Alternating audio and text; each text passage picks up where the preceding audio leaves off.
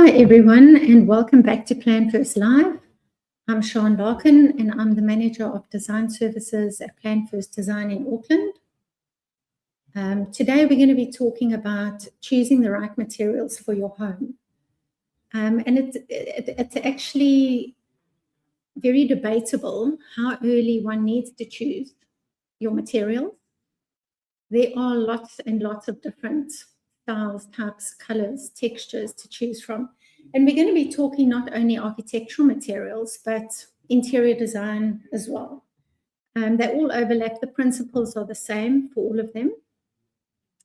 But basically what you would look at, if I can just put this on the stage, there we go. So what is important when choosing materials? I think one has to look at what is the material, what is the function of the material, how do you live, what is the budget, how much maintenance are you willing to do on the product, and how durable does it need to be. Say, for instance, you've got small children and they often walk around barefoot in the house. If you, for instance, choose a carpet that has got a bit of a scratch, you know, when you walk on it, it's going to be unpleasant. So those things one's got to just be mindful about. Obviously, you don't have to choose your type of carpet up front, but other things do dictate. So we'll go through some of them. We're going to be talking really about the key decisions that one takes today. Next week, we'll look at the actual materials themselves. So we'll have a look at flooring, for instance. What are the different types of flooring materials that you can use? Which ones are durable, which ones are cost effective, what you've got to look out for when you choose them. But firstly, we'll look at functionality and performance. So durability, as I said previously, how much time are you willing to spend on maintenance, on cleaning? If you put, for instance, if we look at a deck, if you put a deck in and it needs maintenance, it needs to be oiled every year or so, depending on where you are. Obviously, nearer the coast, you need to do more maintenance. So in instances like that, it might be better to go for possibly a tile, a non-slip tile. If you do want to put in a deck, maybe an engineered product that isn't as susceptible to the elements. So those sorts of decisions one needs to take. So how much wear is it going to get? How much moisture? You wouldn't, for instance, put a solid timber floor in a bathroom. You know, there's just too much moisture in a bathroom. So you can get very good tiles, for instance. If you really want a timber look, you can put tiles in that have got that timber look to them. Also, temperature changes, the fluctuations. Certain products are better suited to just minimal temperature changes and others. So research the products before you actually make a decision on what you're going to be putting in. Maintenance, we spoke about. Cleaning, scratching also is important. For instance, if you want to put a marble bench top in your kitchen, you must accept that there will be scratches. It might be better to go for a synthetic product that has got a hard surface on the top that doesn't scratch as easily. And thirdly, for functionality and performance is safety and comfort. In bathrooms, make sure you use non-slip tiles. Outside, also make sure you use non-slip tiles. Have a look at acoustic performance. If you've got, this is now maybe not as applicable to residential, but in office buildings, for instance, the central corridor that serves the offices might be better to have, or hotels, better to have that carpeted so that you don't hear people walking down the passage when you're busy trying to sleep or trying to do your work. Fire ratings as well, you would want to look at that. If you're building or you've got a house which is in a rural area and it's surrounded by forest, then the chances are, if there is a fire, the chances are, I know it's easier said than done, maybe you don't want to build a timber structure. You might want to look at hardier materials. And then secondly, aesthetics and style. So color, texture, and pattern. What I always suggest is, if you're doing a renovation, if you're doing a new build, the principle, again, is the same. We always start with the layout and the design, but have an idea or do a bit of research and see what style do you like. Go to showrooms, look at magazines, look at Pinterest, and then once you've narrowed it down to a specific look and feel that you like, then use that as your general palette throughout the house. And you can just change things like textures and maybe tones of colors throughout the house. So, instead of, say, for instance, you've got a very warm timber floor in your living room, and you've got sort of cream colors and a very subdued, maybe a little bit like this image here, you wouldn't necessarily want to put an industrial look in your kitchen, which is right next door to this, because that is going to absolutely not have a cohesive feel to it at all. So make your decisions early on. It is sometimes important to try and narrow down your material selection as early as possible. It wouldn't affect your layout, but it is good to have an indication. Some of the products have got lead time, so that's something to be aware of as well. Secondly, with aesthetics is the consistency. So consider different materials. Even if you've got your general color palette that you're going to be using throughout, you could change the materials up. So if you've got tiles in one area and you've got, for instance, carpets or timber in another area, just make sure that they don't clash. It doesn't mean to say you've got to have one material throughout the house. Absolutely not. But just make sure they complement each other and they don't clash with each other. And then have a look at the atmosphere that you want to create. In this image, we've got, the light wood, which makes it feel warm and cozy. But on the other hand, you can change the mood and the atmosphere very quickly by going for a more industrial look with the raw bricks and darker kitchen, steel, exposed light fixtures, etc. Then sustainability and environmental impact, which everybody is talking about. It's becoming very, very important for people. So recycled materials, recycled timbers, bamboo flooring is very popular and it's growing all the time. Try and choose materials, if this is something that's important to you. Try and choose materials that reduce environmental footprint.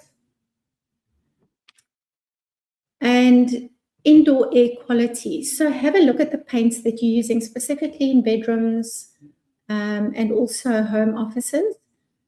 Try and use natural fabrics. We speak about this often, is just to try and bring more natural elements in, plants, air purification, that sort of thing. Make sure that even windows, for instance, I know it's a little bit off topic, but just make sure that the air quality inside the home is good by simply opening a window or a door if necessary.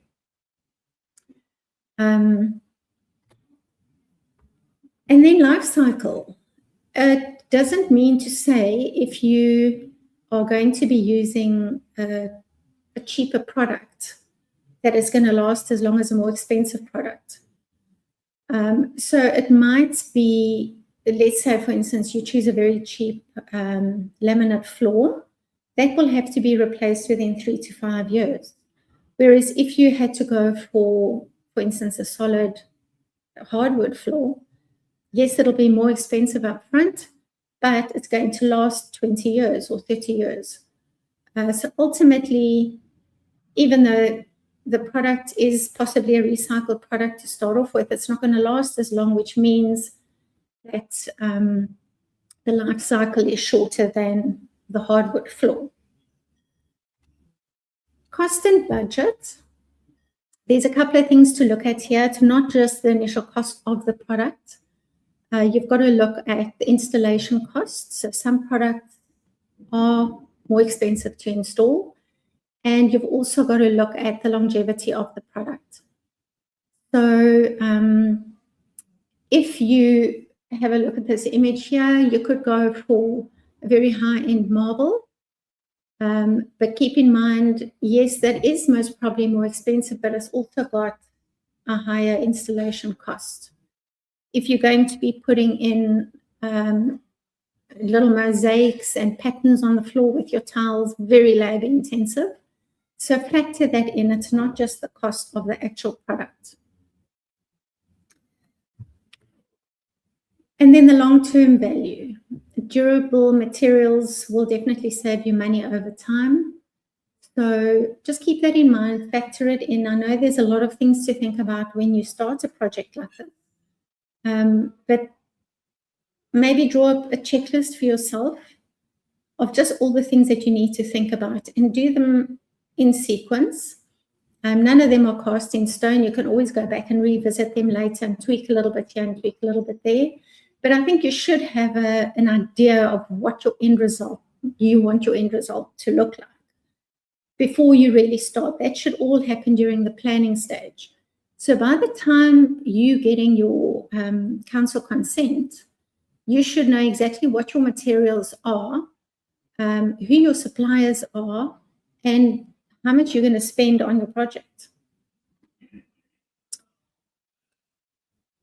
Very important, look at the context of where your project is, the climate that you're in, and choose your materials accordingly. Your local climate is important. So if you are building or renovating and your project is near the coast, you must understand that those elements really hammer the material. It's a very moisture heavy area. So try and go for materials that can withstand it. A lot of manufactured products have got marine products specifically for use at the coast. So be mindful of that. Again, just having a look at this image. Make sure you've got your extraction system for your bathrooms, just to make sure you can get that moisture out as quickly as possible. Because if the moisture does sit in that space, it does affect the product and they won't last as long as they could if you extracted that moisture. Sun exposure and fading. Now this is an image of a deck. It's a bit extreme, but the sun does definitely cause materials, most materials, not all of them, to fade over time. Same with fabrics for curtains and blinds. So just be mindful of that. If you are in an area where you get a significant amount of really harsh sunlight, just be mindful and choose products that would actually last longer and maybe not fade as quickly. And then also thermal performance, depending on where you are in the world. If you were in a cold climate, you most probably would go for the timbers, the carpeting, just because it creates warmth. Whereas in the warmer climates, you would probably go more for stone or for tiles. So just have a look at that. It's very important for the designer that you're using in that area also. They would know what products are best suited for that local climate. And then compatibility. So very important. If you, let's say at the beginning of your project, you decide you want a specific style and that style lends itself to stone. Stone is very heavy and it needs to be carried by a very strong structure that can take the weight. So you can't support a heavy stone structure with a lightweight timber frame, for instance. So those things are important to keep in mind. Be realistic about your expectation. Use the professionals that work with it every day so that it doesn't cause problems down the line, because then you've got to retrofit and you've got to find a way to keep that stone in place. Having a look at materials or your services and your systems. Every building's got plumbing. Every building's got electrical. You can have air cons. Replacement of services is a reality. In this image, for instance, we've got a glass splashback, which is one panel of glass. If we needed to do something behind that wall, if we have a service that fails and we can't get to that service, and it'll be extremely difficult. Well, I think it'll be impossible to actually take that splashback out without breaking it.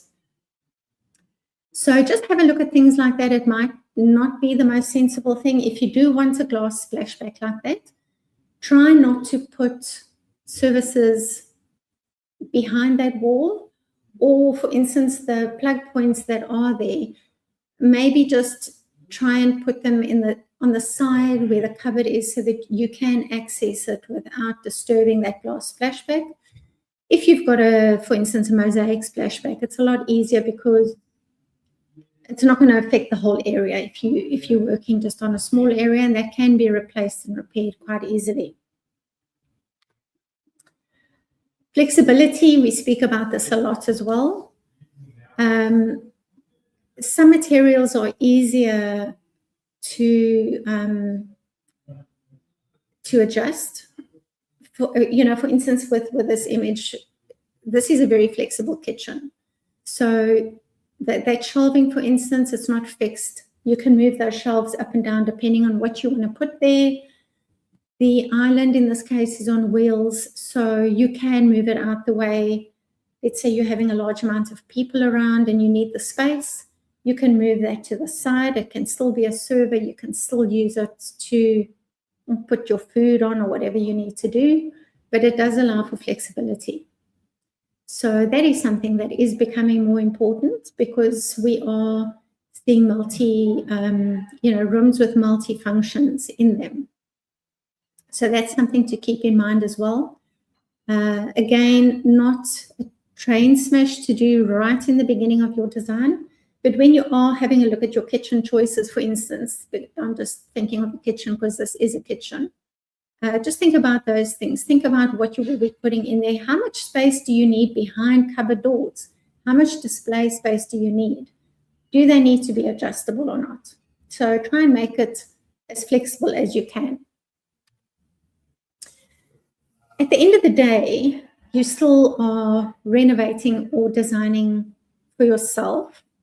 So it is first and foremost about you, your family. How do you live? Do you have small children? Do you have pets to accommodate? How robust do the materials need to be?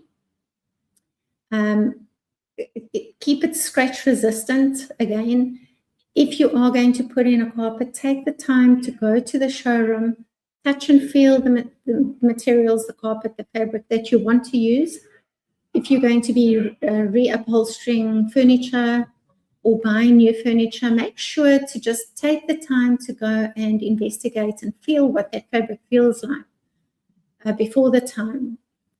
Because a beautiful fabric or a beautiful carpet, it can look great, but it can cause a lot of frustrations within a very short period of time. Also with kids, you would want easy to clean surfaces as well, because we all know how that goes. Then lifestyle and usage. Have a look at your high traffic zones and low traffic zones.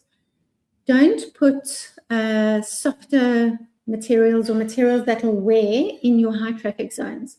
For instance, if you've got a central walkway or your entrance where people are coming in, especially if they're coming in from the outside, they might have wet shoes. You wouldn't want a carpet, for instance, bordering on the outside, because it's going to get dirty in no time. Try and put tile or a laminate, maybe not so much hardwood in those areas where there's high traffic. And then you can put your softer furnishings or finishes materials in the areas that don't get used as much for traffic.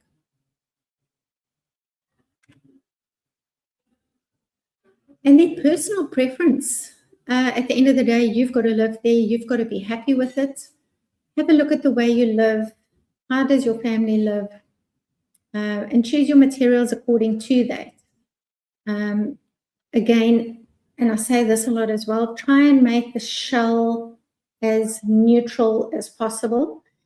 Try not to put too many trends that are going to be outdated quickly. Try not to do that as built-ins or fixed materials.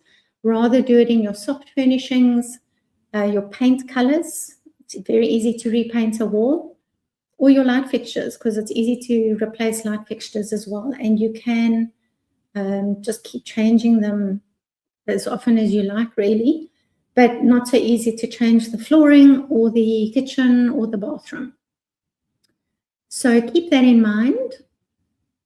What else do we have? Okay, that's next week's topic. Okay, so in a nutshell, that is it. We're going to have a look at questions, but before we do that, today I've just spoken about the principles of what you need to look at. Next week, we're going to look at the actual materials. So what are the different types of materials you get for flooring? What are the pros and cons? Kitchen materials, bench tops, carpets. What is better, a carpet or a tile? Those sorts of things. We'll have a look at fabrics in a later broadcast, but there is a lot to cover, so we just try and break it up into smaller sections, but next week will be very interesting. So let's go to a couple of the questions that we got today. Let's have a look. Okay, this is an interesting one. How early should materials be selected in a project? They don't have to be selected at the beginning stages. Always do the planning first. I would say have an idea in your mind of the style that you want. And the reason I'm saying that is because sometimes the style does determine the design. If you're going for a very modern design, the designer would most probably design rectangular shapes that are joined. Maybe not too many curves, that sort of thing. So that is, we spoke to Jib last week about their curve line product. And that's another thing. If you were going to have curved shapes in your design, it is good to know that up front, that there would most probably be a curve line product installed, and you know that it will be a little bit more expensive for that installation and that product, and work it into the budget accordingly. Always go for your wish list first, and then you can always trim it back according to your budget after that. So yeah, they don't have to be selected immediately. Have a style in mind. Do the space planning first. Make sure that everything fits and flows nicely, and then you can start layering with your materials and your finishes. Next question. This is something that a lot of clients in the past that I've seen have become upset with. Do materials look the same once installed as they do in samples? No, they don't. And there's two reasons for that. Say, for instance, you are choosing a kitchen and you get a small little sample from the kitchen designer or from your designer, and it looks great. And in fact, I've had that in my personal experience once. I had curtains made, and the decorator brought a small sample of the curtaining material, and I loved it. But what wasn't included in that sample material was the actual pattern. There was a pattern on the fabric. And when the curtains were actually installed, it was the first time that I'd seen the pattern. and I was disappointed because it wouldn't have been my first choice. So you need to see a big sheet or piece of fabric so that you know exactly what it's going to look like. Same with bench tops. You can't really get the full visual of it on a small little sample. Go to the showroom and see a large format sample of it. That's the first thing. Secondly, lighting makes a big difference. You need to take that sample and you need to put it in the space where it is going to be installed, because materials can look very different in direct sunlight as opposed to a darker space. So that brings me to the next item or topic, which we're going to have in 2 weeks' time, is mood boards. So I always suggest do a mood board up front once your layout is fixed in place.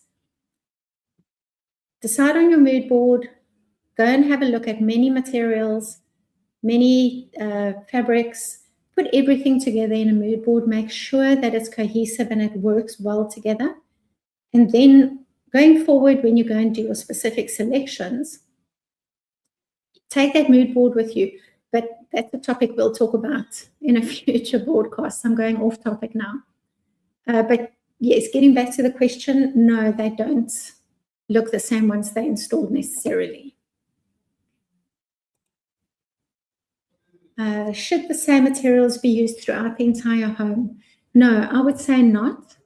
The same color palette can be used. Change the textures to bring in a bit of interest.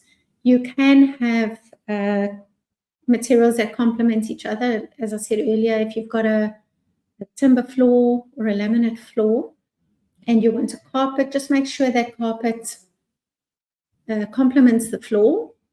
It's not going to be the same color. You don't want the same finish and color throughout the house, because then it becomes extremely monotonous.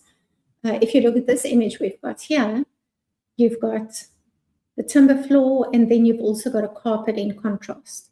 So just make sure that the finishes or the materials complement each other, and use that mood board to determine your choices and your selections going forward. What else do we have?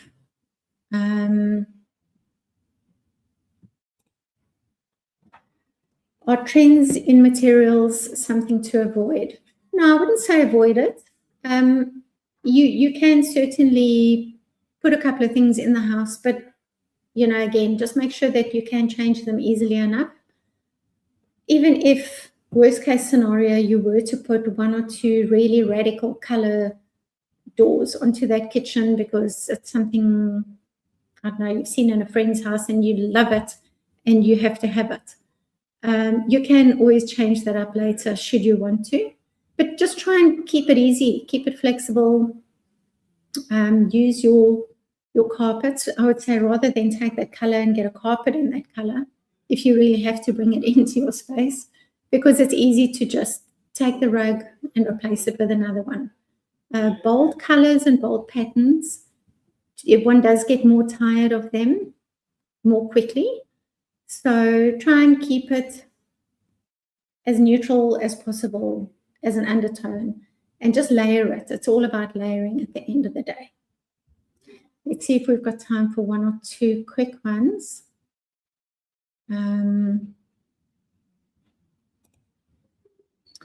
What's the biggest mistake people make when choosing materials?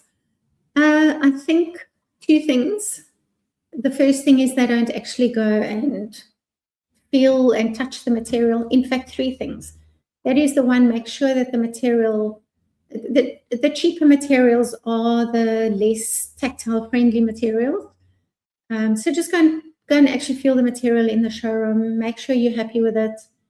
The second thing is take a sample of it that is big enough to put in the specific space you're going to use it.